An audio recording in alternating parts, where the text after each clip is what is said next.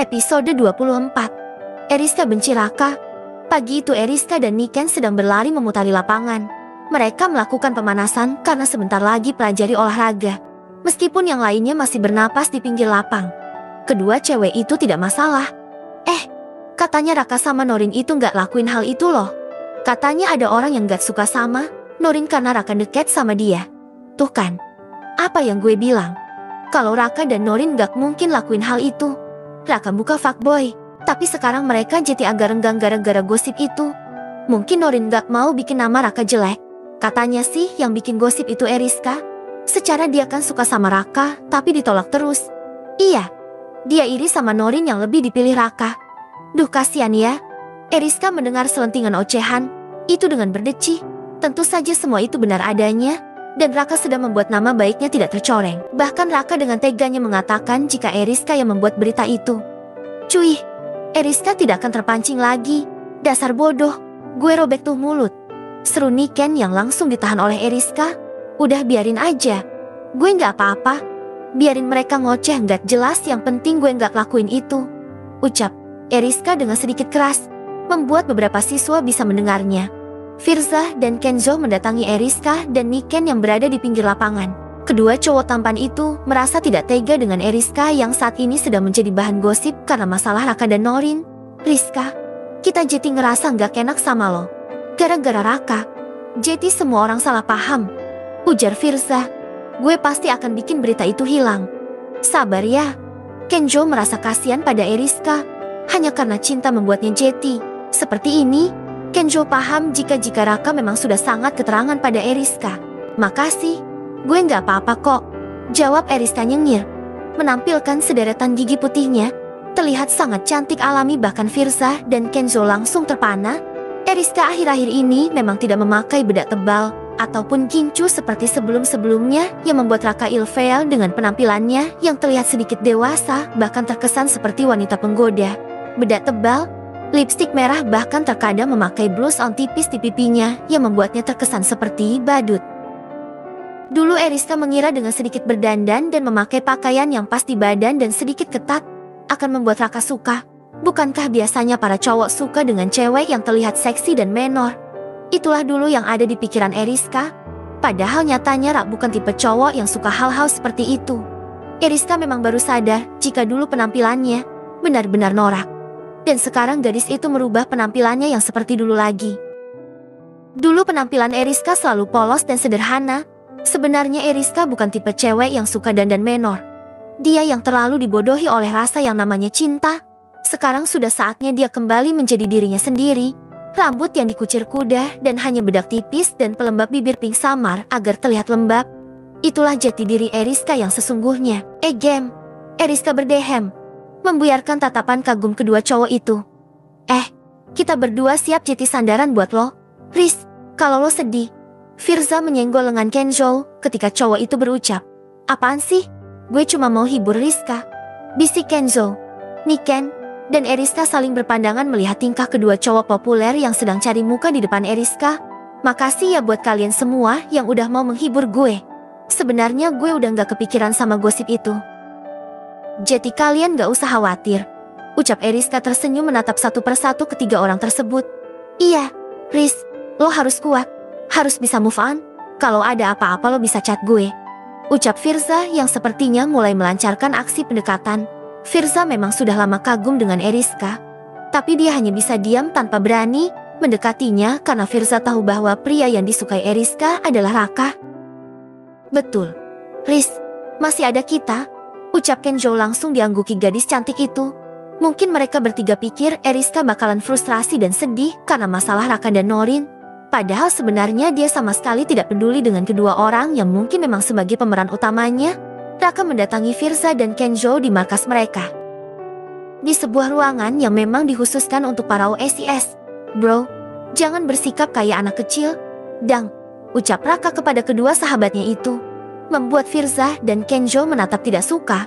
Di sini siapa yang kekanakan? Seharusnya lo bisa atasi gosip itu. Bukannya malah mojokin Eriska. Sahut Kenzo yang diangguki oleh Firza. Oke, gue bakal ngelurusin masalah ini. So, gue minta maaf sama kalian. Seharusnya lo minta maaf sama Eriska. bukan ke kita. Raka menunduk. Mungkin memang benar dia sudah keterlaluan dengan Eriska. Tapi dalam hatinya, Raka gengsi untuk meminta maaf pada gadis itu. Meskipun dia juga menyesal sebenarnya. Iya, gue ngaku salah. Gue bakal urus semuanya. Tapi jangan menghakimi gue lagi. Kita udah bersahabat lama. Kalian gak mau berteman lagi sama gue. Kenzo dan Firsa tersenyum. Masukkan teks. Sebenarnya mereka juga tidak bermaksud untuk memutuskan pertemanan yang sudah terjalin lama itu. Hanya merasa sedikit kesal dan kecewa dengan Raka yang sudah bertingkah kelewatan pada Eriska. Hahaha, kenapa tertawa? Kalian meledek gue. Kita nggak akan melepaskan lo sebagai sahabat. Kah? Mata Raka berbinar mendengar ucapan Kenzo. Jadi kita tetap kaya dulu, kan? Iya, kita tetap sahabat. Asalkan lo jadi gentle. Man, jawab Kenzo dan Firsa kompak. Ketiga cowok terpopuler di sekolah itu langsung bertos ria. Norin mencari Raka ke dalam kelas. Dia ingin mengatakan pada Raka jika dia melihat Eriska bersama dengan seorang murid baru. Sebenarnya Norin hanya ingin mengetes saja. Apakah Raka peduli dengan Eriska atau tidak? Masalahnya Norin masih suka melihat Raka yang memperlihatkan Eriska dari jauh. Kak Raka, kakak nggak makan di kantin? Raka menggeleng menjawab pertanyaan dari Norin. Cowok itu masih fokus pada buku yang dia baca. Norin duduk di kursi samping Raka. Merasa bahwa Raka tidak memperdulikannya sama sekali. Kak, tahu nggak dari aku? Lihat Kak Eriska sama murid baru yang katanya keponakan dari wakil kepala sekolah itu. Norin masih terus berusaha mengajak Raka ngobrol. Meskipun pria itu cuek bebek, Raka hanya melirik Norin sekilas. Kemudian fokus lagi pada bukunya. Memangnya kenapa? Aku kemarin udah ngatain cewek itu. Entah kenapa sekarang aku merasa bersalah. Jawab Raka menunjukkan raut wajah yang menyesal. Kak Raka suka sama Kak Eriska ya? Tanya Norin tiba-tiba. Entah kenapa dia ingin sekali menanyakan hal itu. Raka sontak menoleh ke arah Norin. Kenapa kamu tanya kayak gitu? Ya, kelihatan sih. Sepertinya Kak Raka terlihat memperhatikan Kak Eriska beberapa waktu ini. Aku selalu mengamati kakak. Jawab Norin sendu. Kakak bahkan sekarang menjaga jarak denganku. Lanjut cewek manis itu. Raka menghela nafas. Kemudian, mengelus rambut Norin. Sebenarnya dia juga merasa bersalah karena menjauh dari gadis ini. Tapi harus bagaimana lagi? Raka sendiri sekarang sedang tidak ingin bareng sama cewek berkacamata ini. Bukan gitu. Gue cuma nggak mau nama lo jadi jelek gara-gara skandal itu. Paham? Norin mengangguk dan tersenyum. Iya kak. Paham? Jawab cewek berkacamata itu. Eriska berjalan ke arah kelas setelah selesai makan di kantin bersama Gala dan Niken. Gue mau ke toilet sebentar. Niken langsung ngacir karena tiba-tiba perutnya mulas. Gala dan Eriska meneruskan perjalanan mereka sambil diiringi canda tawa. Setelah sampai di gedung kelas IPS, mereka berpisah karena kelas Gala ada di lantai atas.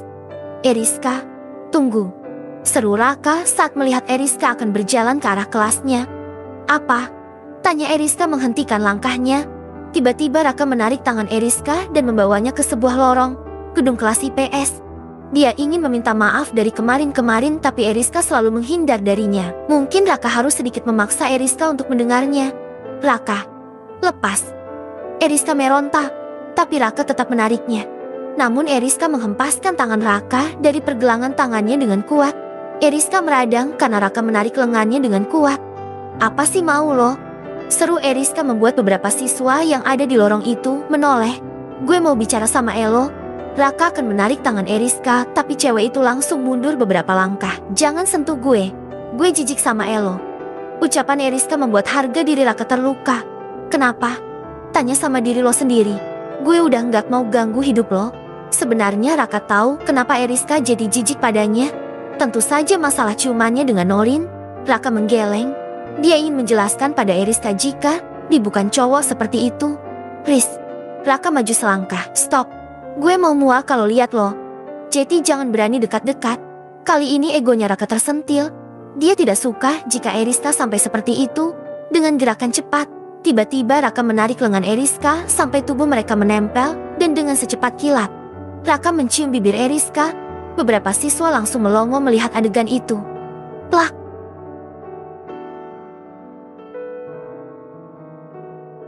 Suara tamparan keras menggema.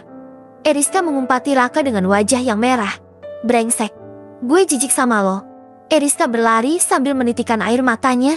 Sedangkan Raka baru sadar saat merasakan panas di pipinya. Raka kemudian berlari mengejar Eriska.